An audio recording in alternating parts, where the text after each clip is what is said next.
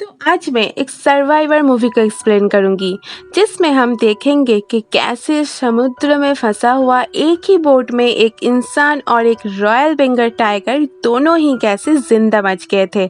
Movie 23 नवंबर 2012 को release हुई थी। इसका डायरेक्टर है अंग ली और IMDb में मिला है 7.9 आउट ऑफ 10।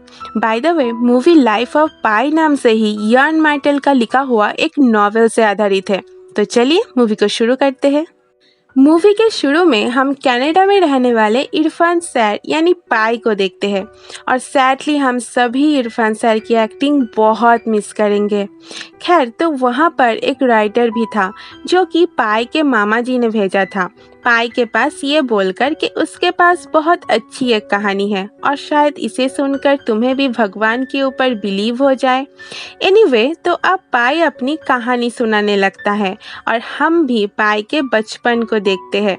बाय द वे पाई का पूरा नाम था पिसिंग पटेल जो कि उसके मामा जी ने ही दिया था, बट पाई को स्कूल में सभी इस नाम से बहुत चिढ़ाया करता था, तो पिसिंग ने अपना नाम शॉर्ट में पाई रख लेता है। पाई अपने फैमिली के साथ पौंडीचेरी में रहता था। पाई के फादर नास्तिक थे बट माँ एकदम उल्टा, इसीलिए बचपन से ही पाई को सभी धर्म में बहुत इंटरेस्ट था। पाई खुद हिंदू फैमिली से बिलोंग करता था बट वो सभी धर्म को मानता था, क्रिश्चियनिटी, इस्लाम, सभी को। पाई के फादर का एक होटल के साथ साथ एक जू भी था जिसके अंदर बहुत सारे जानवर थे। उन्हीं में से एक था रिचर्ड पार्कर यानी एक रॉयल बंगाल टाइगर। एक दिन पाई रिचर्ड पार्कर को अपने हाथ से मीट खिलाने की कोशिश करता है, बट तभी पाई के फादर उसे बहुत डांटता है और सबक सिखाने के लिए एक बकरी को सामने रख देता है और रिचर्ड पार्कर बकरी को मार देता है और इसे देखकर पाई बहुत डर जाता है। तो अब कहानी शिफ्ट होती है जहां पाई भी अब 16 साल का हो चुका था और अपने संगीत क्लास में आनंदी नाम की एक लड़की से वो प्यार भी करता था। और उस तरफ पाई के फादर सब बेचकर कनाडा में शिफ्ट होना चाहते थे क्योंकि उनकी फाइनेंशियल सिचुएशन उतनी अच्छी नहीं थी, इसीलिए वो जानवरों को बेचना चाहते थे ताकि उनसे काफ़ी सारे पैसे मिल सकता है और कनाडा में पाई के फादर को कोई अच्छा जॉब भी मिल जाए। और पाई ना चाहते हुए भी मान लेता है कि अब उसे पौंडीचेरी छोड़ना पड़ेगा और आनंदी को भी। फिर लौट आने का वादा करके आनंदी से भी अलविदा ले लेता है। फिर शिप में पाई के फैमिली के साथ सारे जानवर भी जाने लगते हैं। पाई के फादर शिप के जानवरों को कोई तकलीफ ना हो इसीलिए रात को नींद आने की दवाई खाने में मिला कर देता है। फिर रात में जब सभी सो रहे थे तभी पाई शिप के डेक में था। तभी बहुत तेज तूफान आता है। तब सिर्फ मरियाना ट्रेंच ओशन की बीचों बीच था जो कि पृथ्वी के सर्वोच्च डीपेस्ट एरिया था ओशन के। तभी शिप भी डूबने लगता है, सभी भागने लगते हैं। पाई भी अपने फैमिली के पास नहीं पहुंच पाया क्योंकि एक क्रू मेंबर पाई को एक लाइफ बोट पे फेंक देता है। तभी एक जेब्रा भी बोट में कूद जाता है जिसके कारण रस्सियाँ तोड़कर बोट नीचे समुद्र में गिर जाता है। फिर बहुत तेज तूफान के अंदर बोट में सिर्फ पाई और जीरव होते हैं। उसी दौरान पाई को पानी में कोई चीज़ दिखता है। वो उसे कोई इंसान समझकर एक ट्यूब फेंक देता है, बट जब वो चीज़ नज़दीक आता है तभी हम देखते हैं वो और कोई नहीं रिचर्ड पार्कर ही है और वो बोट में चढ़ जाता है। पाई डर के समुद्र में कूद जाता है, बट फिर से बोट पे आने के बाद वो दिखता है वहाँ पर रिचर्ड पार्कर नहीं है और उस तरफ धीरे धीरे सिर्फ डूब जाता है और सारे लोगों के साथ पाई अपनी फैमिली को भी खो देता है। सुबह एक ओरांगोटंग भी केले के गड्ढे के ऊपर तैरते हुए उस बोट पे चला आता है। तभी बोट के टेंट के अंदर से एक हाइना भी निकलकर बाहर आता है। पाई बहुत कोशिश करता है उसे दूर रखने का, बट बाद में रात को हाइना जेब्रा को मार देता है। पाई भी डर के पूरी रात बोट के बाहर एक डंडे के मदद से लटकता रहता है। बाद में बोट में मौजूद सामानों से एक चीज बनाता है जिसके सहारे वो बोट से दूर रह पाए। उधर बाद में हाइना ओरांग को भी मार देता है, जिसके वजह से गुस्से में पाई एक चाकू लेकर हाइना को मारने ही जा रहा था। तभी बोट के टेंट से रिचर्ड पार्कर बाहर आता है और हाइना को मार देता है। पाई डर के उस छोटी सी चीज के मदद से एक रस्सी के सहारे वो उसी पर बैठा हुआ रहता है। बाद में पाई को बोट के अंदर से कुछ खाने के लिए बिस्किट और पानी के कैन मिल जाता है और एक बोट सेफ्टी गाइडलाइन भी मिल जाती है।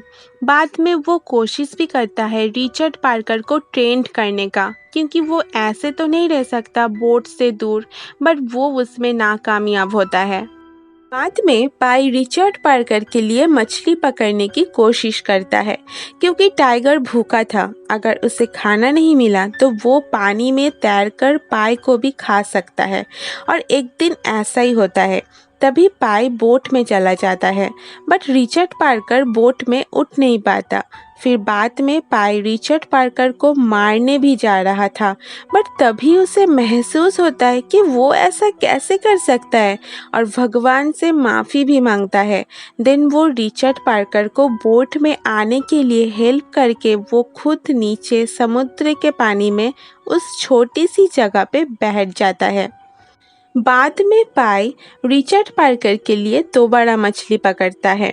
उसे मारने के बाद पाई को बहुत अफसोस होता है और भगवान विष्णु को शुक्रिया अदा करते हैं मछली की रूप में आकर उन लोगों की जान बचाने के लिए। फिर वो मछली पाई रिचर्ड पार्कर को दे देता है। फिर रात में एक बहुत बड़े व्हेल के वजह से पाई का बनाया हुआ वो चीज़ भी पूरी तरह से हिल जाता है और पाई का सारा खाना पानी भी गिर जाता है, और अब पाई के पास ना खाना था और ना पानी।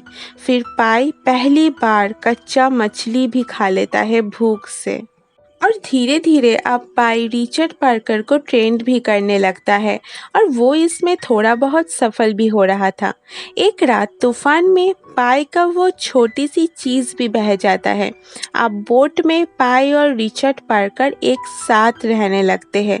दोनों ही बहुत कमज़ोर थे और शायद एक दूसरे का सहारा भी। पाई को लगता है अब उसका भी मरने का वक्त आ चुका है, बट सुबह पाई देखता है वो एक काइंड ऑफ तैरता हुआ आइलैंड के सामने आ चुका है। वहाँ पर पाई घास फूस खाता है और वहाँ एक मीठे पानी की झील में पानी पीता है, नहाता है, और वहाँ बहुत नेवले थे जिसे रिचर्ड पार्कर भी खाकर अपना भूख मिटाता है। रात में भी पाई उसी आइलैंड के पेड़ पर सोने जाता है। तभी सारे नेवले पेड़ पे चढ़ने लगते हैं। रिचर्ड पार्कर भी बोट पे चला जाता है। फिर रात को पाई देखता है उसी मीठे पानी की झील में मछलियां मर रहे थे। पेड़ के फूलों के बीच में पाई को एक इंसान का दांत भी मिलता है। एक्चुअली वो आइलैंड एक आदमखोर आइलैंड था, जो दिन में तो बहुत अच्छा था। झील में मीठा पानी होता था, बट रात में वही पानी एसिड में बदल जाती थी, और आइलैंड में कुछ केमिकल ऐसे हवा में फैलती थी जिसके कारण मिट्टी में कोई भी जानवर नहीं बचता। फिर सुबह होते ही पाई बहुत सारे डाल पत्तियाँ और रिचर्ड पार्कर के लिए नेवले बोट में भर लेता है। पाई अगर चाहता तो रिचर्ड पार्कर को वहीं छोड़ देता, बट अब पाई उसे नहीं छोड़ सकता था। इसीलिए रिचर्ड पार्कर को लेकर वो उस आदमखोर आइलैंड से दूर फिर से समुद्र में चला जाता है। बहुत दूर जाने के बाद फाइनली पाई मैक्सिको के बीच में पहुंच जाता है, और रिचर्ड पार्कर भी जंगल में गायब हो जाता है।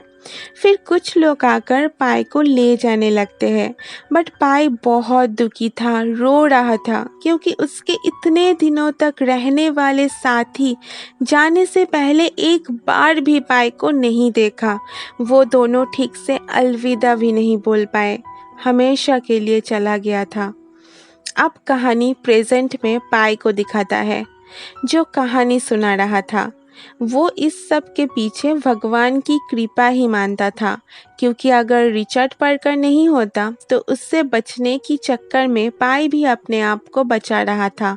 और फिर जब वो मरने वाला था तभी भगवान ने ही उसे खाना दिया और दांत दिखाकर सावधान भी कर दिया, नहीं तो वो शायद वहीं पर फंस जाता और फिर मर जाता।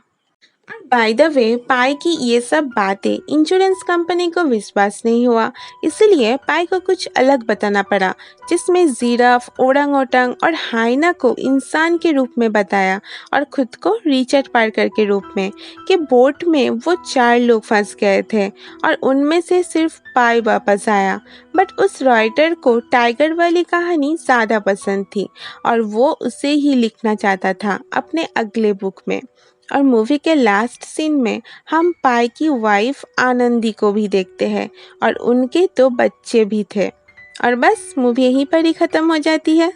मूवी कितनी अच्छी थी ये तो सब जानते हैं, और हम सभी बहुत कुछ सीख सकते हैं कि जितने भी परेशानी आ जाए लाइफ में, बट कभी भी हार नहीं मान के अपने भगवान के ऊपर विश्वास रख के आगे बढ़ना चाहिए। ज़िंदगी तो ऐसे इम्तिहान लेता ही रहता है।